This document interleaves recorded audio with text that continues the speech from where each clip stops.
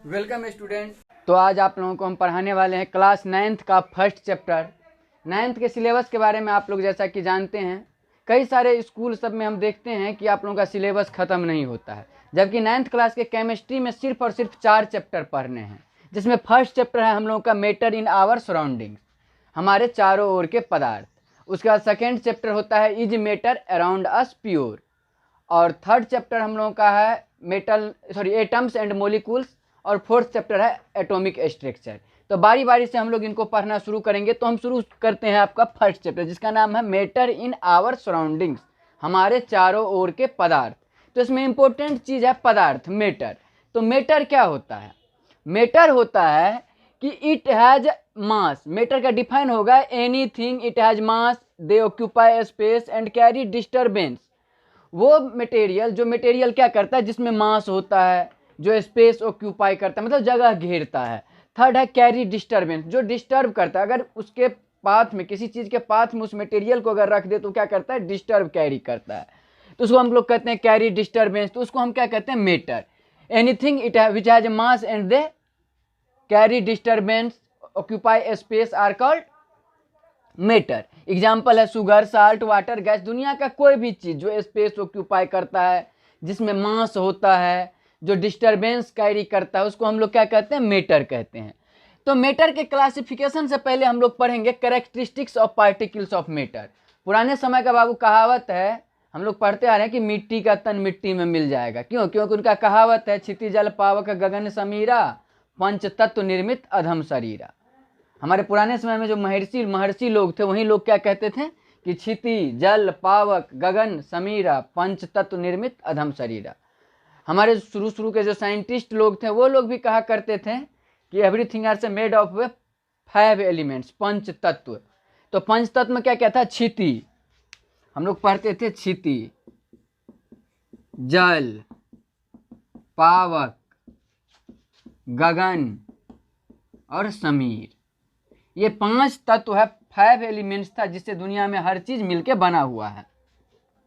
तो क्षिति मतलब क्या होता है? जमीन, भूमि, लैंड। जल आप लोग समझते हैं वाटर, पानी। पावक मतलब होता है बाबू आग। गगन मतलब होता है आसमान, और समीर मतलब होता है हवा। आसमान का मतलब हमारे शरीर में लो टेम्परेचर, ठंडक से है। तो क्षिति जल पावक गगन समीरा, पंच तत्व निर्मित अधम शरीरा। दुनिया में जितने चीज़ है, इन्हीं 5 एलिमेंट्स से मिलके बने हुए हैं। ये पुराने समय का कहावत है। चलिए फिर आगे हम लोग बढ़ते हैं इसके क्लासिफिकेशन में, और डिटेल्स इसके बारे में अभी हम पढ़ेंगे। तब आगे देखते हैं कि दुनिया में जितना चीज़ है, मटेरियल है, मैटर है, वो क्या है कि 5 तत्व से मिलके बना हुआ है, और बहुत ही छोटे छोटे पार्टिकल्स से मिलके बना हुआ है। जितना मैटर है वो छोटे छोटे पार्टिकल्स से मिलके बना हुआ है, चाहे वो पानी हो, हवा हो, नमक हो, हम हो, आसमान हो, जो भी कुछ है दुनिया में जितने चीज़ है वो छोटे छोटे पार्टिकल्स से मिलके बना हुआ है, और वो मैटर है। जितने भी मैटर है वो छोटे पार्टिकल्स से मिलके बना हुआ है, टेनी पार्टिकल्स से मिलके बना हुआ है। अब है कि उसका कैरेक्टरिस्टिक्स क्या है। तो पहला कैरेक्टरिस्टिक्स है बाबू, particles of matters are very very small. तो जितना भी पार्टिकल्स है मैटर का, वो क्या है कि छोटे छोटे पार्टिकल्स से मिलके बना। दुनिया में जितना भी मैटर है वो छोटे छोटे पार्टिकल्स से मिलके बना हुआ है। दूसरा उसका कैरेक्टरिस्टिक्स होता है particles of matter have a space between them. As for example, हम किसी पार्टिकल्स का एक टुकड़ा उठाते हैं, तो उसमें दुनिया में क्या है कि छोटे छोटे पार्टिकल्स से मिलके बना हुआ है। इस तरह से उसका अरेंजमेंट होता है कि छोटा छोटा पार्टिकल्स, उसमें ये मैटर का टुकड़ा है, उसमें छोटा छोटा पार्टिकल्स, इस हिसाब से हम लोगों को दिखाई दे रहा है। तो हम देख रहे हैं कि इस सब में कहीं ना कहीं उसके बीच में क्या है कि स्पेस है। जितने भी मटेरियल मैटर होते हैं उसके बीच में क्या है, यहाँ आप स्पेस देख रहे हैं, ये स्पेस देख रहे हैं। इसको हम लोग क्या कहते हैं, intermolecular space. Intermolecular space, matter के पार्टिकल्स के बीच का जो स्पेस होता है उसको हम लोग क्या कहते हैं, intermolecular space. The space between particles of matter are known as a intermolecular space. तो दूसरा प्रॉपर्टी क्या होता है उसका कि मैटर के पार्टिकल्स के बीच में स्पेस होता है, जिसको हम लोग क्या कहते हैं, इंटरमोलिकुलर स्पेस। तीसरा प्रॉपर्टी होता है बाबू कि the particles of a matter attract each other. अब आप देख रहे हैं कि इसमें जो ये पार्टिकल्स है मैटर का, जितने भी पार्टिकल्स है वो एक दूसरे से सटे हुए हैं। दुनिया का रूल है कि भाई कोई भी क्या होता है कि बिना किसी अट्रैक्शन का कोई दो ऑब्जेक्ट एक साथ नहीं रह सकता, उसके बीच में कोई ना कोई फोर्स ऑफ अट्रैक्शन काम करता है। तो अट्रैक्शन काम करने का मतलब कि उसके बीच में एक अट्रैक्शन है, तभी वो एक दूसरे के नज़दीक है, एक दूसरे से जुड़ा हुआ है। तो इसके बीच में जो फोर्स काम करता है, जो मैटर के पार्टिकल्स को एक साथ जोड़ के रखता है, उसको हम लोग कहते हैं intermolecular force. Intermolecular force, matter के पार्टिकल्स के बीच में जो फोर्स लगता है उसको हम लोग क्या कहते हैं, इंटरमोलिकुलर फोर्स। यही फोर्स होता है जो उसके पार्टिकल्स को एक साथ होल्ड करके रखता है। और यही दो इंटरमोलिकुलर फोर्स और इंटरमोलिकुलर स्पेस जो होता है बाबू, मैटर के स्टेट के लिए रिस्पॉन्सिबल होता है। किसी भी मैटर का जो स्टेट होता है, आगे अभी हम लोग पढ़ेंगे, वो क्या होता है, इन्हीं दो बात पर डिपेंड करता है। पहला होता है इंटरमोलिकुलर स्पेस और दूसरा होता है इंटरमोलिकुलर फोर्स। यही दो चीज होता है जो मैटर के डिफरेंट क्लासिफिकेशन के लिए रिस्पॉन्सिबल होता है। तो चलिए अब आगे हम लोग बढ़ते हैं चौथे पे। तो यही दो टर्म हम लोग को पढ़ना था, इंटरमोलिकुलर फोर्स और इंटरमोलिकुलर स्पेस। मैटर के पार्टिकल्स के बीच का जो स्पेस होता है उसको हम लोग क्या कहते हैं, इंटरमोलिकुलर स्पेस। और उसके बीच में जो फोर्स लगता है उसके पार्टिकल्स के बीच में, उसको हम लोग क्या कहते हैं, इंटरमोलिकुलर फोर्स। अब फोर्थ प्रॉपर्टी क्या है कि particles of a matter are constantly moving. हम लोग इससे पिछले क्लास में, बचपन के क्लास में पढ़े हुए हैं 7, 8 सब में कि भाई मोशन कई तरह का होता है। जब ये पार्टिकल्स के बीच में क्या है, मूव करेगा, तो मूविंग के लिए मोशन का जरूरत है। मोशन क्या होता है, टाइम के रिस्पेक्ट में किसी ऑब्जेक्ट का पोजीशन चेंज होता है। तो यही चीज अब हम जान लेंगे कि इसमें कौन सा पार्टिकल्स में मोशन होगा। मान लेते हैं कि ये क्या है, कि कोई पार्टिकल्स है, ये कोई मैटर का पार्ट है और इसमें इसका पार्टिकल्स है, तो ये इस तरह से मूव करते रहता है, ये इस तरह से मूव करता है। यहाँ से देख रहे हैं आप, यहाँ गए, यहाँ से फिर यहाँ गए, यहाँ के बाद यहाँ, यहाँ से यहाँ, यहाँ से यहाँ, यहाँ से यहाँ, यहाँ के बाद फिर कहीं जाएगा वो। इस तरह से वो कॉन्स्टेंटली मूव करते रहता है। तो ये जो कॉन्स्टेंटली मूविंग होता है इसको हम लोग कहते हैं ब्राउनियन मोशन। क्या कहते हैं, ब्राउनियन मोशन। ब्राउनियन मोशन, इसके बारे में सबसे पहले ऑब्जर्व किया था एक रॉबर्ट ब्राउन नाम का साइंटिस्ट था, जो इसके बारे में क्या किए थे, ऑब्जर्व किए थे। तो इसी के सम्मान में हम लोग इसको ब्राउनियन मोशन कहते हैं। ब्राउनियन मोशन का डिफाइन क्या होता है कि the zig zag movement of a particles of a matter. The zig zag movement, zig zag मतलब टेढ़ा मेढ़ा, जिग जैग, ये जो है जिग जैग मूवमेंट है। हाँ, तो क्या था, ये जिग जैग मूवमेंट था, zig zag motion. Zig zag movement का मतलब क्या, टेढ़ा मेढ़ा मोशन। जैसे कि अभी हम बता रहे थे कि 9 क्लास 10 क्लास का जो बच्चा सब होता है 8 क्लास का, उसको देखिएगा कि वो घर से स्कूल के लिए निकलेगा लेकिन वो स्कूल नहीं पहुंचता है, स्कूल से घर के लिए निकलेगा लेकिन घर नहीं पहुंचता है। तो क्या करता है, रास्ते में उसका मोशन होता है, वही जिग जैग मोशन। इस गली से उस गली, इस घर से उस घर, इस गली से उसके यहाँ से उसके यहाँ। तो इसी को क्या कहते हैं, जिसका कोई फिक्स एम नहीं रहता है कि स्कूल से तो निकलता है घर के लिए लेकिन वो घर नहीं पहुंच के कहीं और पहुंचते हुए घर पहुंचता है, वो जिग जैग मोशन में चलते हुए जाता है, उसका कोई फिक्स रास्ता नहीं होता है। तो उसी को हम लोग क्या कहेंगे, जिग जैग मतलब टेढ़ा मेढ़ा। सबसे पहले तो टेढ़ा मेढ़ा, और दूसरा कि उसका कोई फिक्स पाथ नहीं होता है। ब्राउनियन मोशन का कोई फिक्स पाथ नहीं होता। ये जरूरी नहीं है कि ये यहाँ से गया है तो अगली बार यहीं से यहीं जाएगा, हो सकता है यहाँ से यहाँ जाए, यहाँ से यहाँ, यहाँ से यहाँ। इस तरह से उसका कोई फिक्स पाथ नहीं होता है, फिक्स एम नहीं होता है कि कहाँ पहुँचना है। तो उसको हम लोग क्या कहते हैं, जिग जैग मोशन। तब जिग जैग मोशन के बाद हम लोगों को पढ़ना है डिफ्यूजन। तो चलिए अब हम डिफ्यूजन के बारे में जानते हैं। हाँ, तो हम आप लोगों को बता रहे थे कि आगे अब हमको जानना है डिफ्यूजन। तो देखिए डिफ्यूजन क्या होता है। डिफ्यूजन होता है the intermixing of the particles of 2 और मोर सब्सटेंसेज ऑन देयर ओन।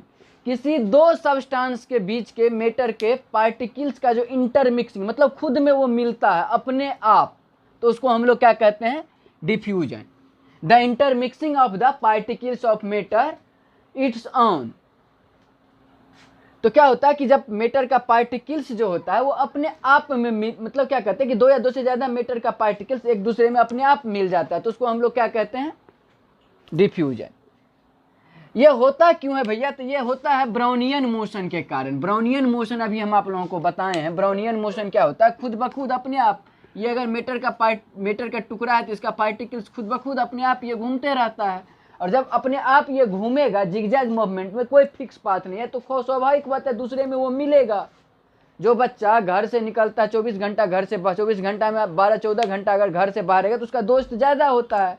क्यों? क्योंकि वो एक दूसरे के साथ कोलिब्रेट करते हैं, एक दूसरे के साथ मिलता है। तो यही चीज़ इसमें भी होता है। जब उसको आप आज़ाद छोड़ दीजिएगा, वो घर से बाहर रहेगा, तो उसका प्रॉपर्टी हो जाएगा, वो सबके साथ मिलेगा, उसका दोस्त ज़्यादा होगा। यही चीज़ डिफ्यूजन होता है कि अपने आप दो या दो से ज़्यादा मटेरियल का क्या होता है, खुद में मिलना। तो उसको हम लोग क्या कहते हैं, डिफ्यूजन। डिफ्यूजन जो होता है टेम्परेचर इंक्रीज करने पर इंक्रीज करता है। जिस सब्सटेंस का डिफ्यूजन हो रहा है उसके टेम्परेचर को अगर हम इंक्रीज करते हैं तो क्या हो जाता है कि इंक्रीज करता है। दूसरा बात ये faster in gases and slowest in solid. अभी आप लोग आगे पढ़िएगा कि गैस के बीच का क्या होता है, इंटरमोलिकुलर स्पेस बहुत ज़्यादा होता है, इंटरमोलिकुलर फोर्स कम होता है। तो स्वाभाविक बात है उसके बीच में कई सारे दूसरे मटेरियल आके मिलेंगे, दूसरे गैसेज आके मिलेंगे। इसीलिए गैस का मटेरियल क्या होता है, गैस क्या होता है, गैस में ब्राउनियन मोशन ज़्यादा होता है, जिसके वजह से उसका डिफ्यूजन बहुत ज़्यादा होता है। और यही चीज़ सॉलिड में क्या होता है, वो टाइटली होता है, पैक होता है उसका पार्टिकल, जिसके कारण से वो क्या होता है कि उसमें डिफ्यूजन बहुत कम होता है। स्वाभाविक बात है ना। हम देखते हैं ना, जिन बच्चे का गार्जियन क्या होता है, जिनके माता पिता सख्त होते हैं, थोड़ा स्ट्रिक्ट होते हैं, तो वो बच्चे का ज़्यादा दोस्त नहीं होता, वो घर से ज़्यादा दूर नहीं जाता, उसके बीच में और सारे लोग नहीं आते हैं। लेकिन जिनके घर के गार्जियन टाइट होते हैं तो उनका क्या होता है कि उनका बाउंडेशन गार्जियन के साथ ज़्यादा मजबूत होता है, उसके बीच में कोई तीसरा दोस्त नहीं आता है जल्दी। तो यही चीज़ यहाँ पे डिफ्यूजन में होता है। यही कारण होता है कि गैसेज में क्या होता है, डिफ्यूजन फास्ट होता है और सॉलिड में स्लोएस्ट होता है। अब जो होता है लाइटर गैसेज जो होता है डिफ्यूज फास्ट करता है, जल्दी जल्दी डिफ्यूज करता है। जो क्लास में कमज़ोर बच्चे होते हैं वो बोलता ज़्यादा है। क्यों? इसलिए ज़्यादा बोलता है कि उनके पास नॉलेज कम होता है। आप जानते हैं ना, little knowledge is dangerous thing. जो कम होता है वो बोलता ज़्यादा। तो जो हल्का होता है, जो गैस हल्का होता है वो जल्दी जल्दी मिल जाएगा, उसके बीच का फोर्स कम होता है। और जो भारी गैसेज होते हैं वो क्या होता है कि आसानी से डिफ्यूज नहीं करता है। तो ये सारी बातें हैं डिफ्यूजन के बारे में। अब इसका अलग अलग टर्म का हम लोगों को अलग अलग यूजेज पढ़ना होगा। अब हम लोग पढ़ेंगे क्लासिफिकेशन ऑफ मैटर। तो अभी हम इसका थोड़ा सा देखते हैं कैसे कैसे क्लासीफाई किया जाता है मैटर को, और उसके बाद अगले क्लास में हम लोग उसके बारे में खूब अच्छा से एक्सप्लेन करके पढ़ेंगे। अभी आप लोगों को हम बताते हैं कि देखिए हम मैटर को क्लासीफाई कैसे करते हैं। तो दुनिया में बाबू जितने चीज़ हैं उनका क्लासिफिकेशन दो तरह से हम लोग कर सकते हैं। अगर इसी चैप्टर का इसको हम अभी मिटाते हैं, आप लोग देखिए। अब देखिए ये क्या है कि दुनिया है, यूनिवर्स है। यूनिवर्स में जितने मटेरियल है वो दो तरह से होता है, एक मैटर और दूसरा होता है बाबू रे एनर्जी। 9th क्लास में ही हम लोग पढ़ेंगे 4th चैप्टर में एनर्जी। 4th चैप्टर है हम लोग का ना एनर्जी, और बाकी कुछ 10th में पढ़ेंगे, और उससे पहले 7th क्लास में हम लोग एनर्जी के बारे में पढ़े हैं। अभी फ़िलहाल हम लोग मैटर के बारे में पढ़ रहे हैं। तो इस मैटर को हम यहाँ लिखते हैं। देखिए मैटर में क्या क्या पढ़ना है हम लोग।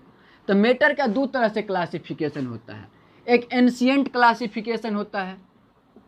एंशिएंट फिलोसफर सब जो क्लासिफिकेशन किया था तो उसमें हम लोग दो तरह से क्लासिफिकेशन वो लोग किए थे। एक लिविंग थिंग, पुराने समय में टेक्नोलॉजी वगैरह नहीं था तो उस टाइम में दो तरह से लिविंग थिंग और नॉन लिविंग थिंग, बस यही दो क्लासिफिकेशन था एंशिएंट टाइम में। अभी का जो क्लासिफिकेशन है मैटर का, जो मॉडर्न क्लासिफिकेशन जिसको हम लोग कहते हैं, मॉडर्न क्लासिफिकेशन में ये दो तरह से होता है। एक होता है फिजिकल प्रॉपर्टी के आधार पे और दूसरा होता है केमिकल प्रॉपर्टी के आधार पे। फिजिकल और दूसरा था केमिकल। तो फिजिकल के आधार पे जो हम क्लासिफिकेशन करते हैं बाबू, तो फिजिकल के आधार पे हम देखते हैं कि क्या क्लासिफिकेशन हम लोग फिजिकल के आधार पे कर पाते हैं। तो फिजिकल के आधार पे तो सिंपल सा पहले दो तरह से होगा, एक रिजिड हो जाएगा और एक सॉलिड हो जाएगा। एक रिजिड और एक सॉलिड, मैटर का दो पार्ट हो गया। अब रिजिड एक रिजिड और एक फ्लूइड।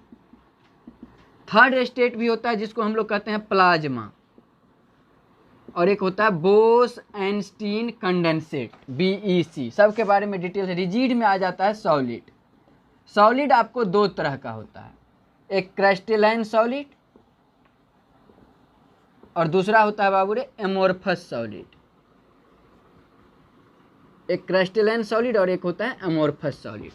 फ्लूइड में आपको दो तरह से हो जाता है, एक हो जाता है लिक्विड और एक हो जाता है गैस। ये दोनों में फ्लो करने का प्रॉपर्टी होता है। अब लिक्विड भी हम लोगों का दो तरह का होता है, एक होता है एक्वस और एक होता है ऑर्गेनिक। ऑर्गेनिक का ही दूसरा नाम होता है नॉन एक्वस। गैस भी दो तरह के होते हैं, एक होता है आइडियल गैस और एक होता है रियल गैस। तो ये क्लासिफिकेशन है फिजिकल।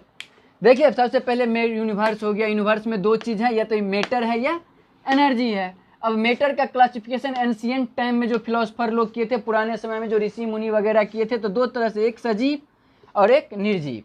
एक क्या था? सजीव, एक था निर्जीव, है ना। और जो नया मॉडर्न क्लासिफिकेशन हुआ था फिजिकल प्रॉपर्टी के आधार पे, तो फिजिकल प्रॉपर्टी के आधार पे हो गया रिजिड और फ्लूइड। फिजिकल प्रॉपर्टी के आधार पे रिजिड और फ्लूइड। फोर्थ स्टेट था प्लाज्मा और फिफ्थ था बोस आइंस्टीन कंडेंसेट, जिसको सत्येंद्र नाथ बोस और आइंस्टीन साहब ने मिलके बनाया था, डिस्कवर किया था। रिजिड में अब है क्या कि सॉलिड। रिजिड में क्या है? सॉलिड। सॉलिड दो तरह के होते हैं, क्रिस्टलाइन सॉलिड, एमोर्फस सॉलिड। अब इसका भी क्लासिफिकेशन होता है जो आप लोग आगे क्लास में पढ़िएगा, मे भी 12th में। अब है फ्लूइड। फ्लूइड जिसमें फ्लो करने का प्रॉपर्टी होता है, ये दो तरह से, लिक्विड या गैस। अब लिक्विड दो तरह का होता है, एक एक्वस जिसमें पानी होता है, एक होता है ऑर्गेनिक जो क्या होता है कि ऑर्गेनिक मटेरियल का होता है। गैस भी हमारा दो तरह का होता है, आइडियल गैस और रियल गैस। अब हम केमिकल क्लासिफिकेशन करते हैं मटेरियल का, तो केमिकल के आधार पे क्या होता है बाबू, ये भी दो तरह का होगा। एक प्योर सब्सटेंस। बता रहे थे कि केमिकल प्रॉपर्टी के आधार पे मटेरियल का जो क्लासिफिकेशन होता है बाबू, दो तरह से, एक होता है प्योर सब्सटेंस और एक होता है इम्प्योर सब्सटेंस। प्योर सब्सटेंस का अगर हम बात करें यहां पे, तो प्योर सब्सटेंस में आपको आता है एलिमेंट और कंपाउंड। एलिमेंट के बारे में देखिए, एलिमेंट कितने तरह के होते हैं। एलिमेंट का क्लासिफिकेशन हम लोग करेंगे तो मेटल, नॉन मेटल, मेटलॉइड्स और एक होता है आपको इनर्ट गैस। ये सारे एलिमेंट के बारे में है। कंपाउंड दो तरह का होता है आपको। कंपाउंड होता है ऑर्गेनिक और इनऑर्गेनिक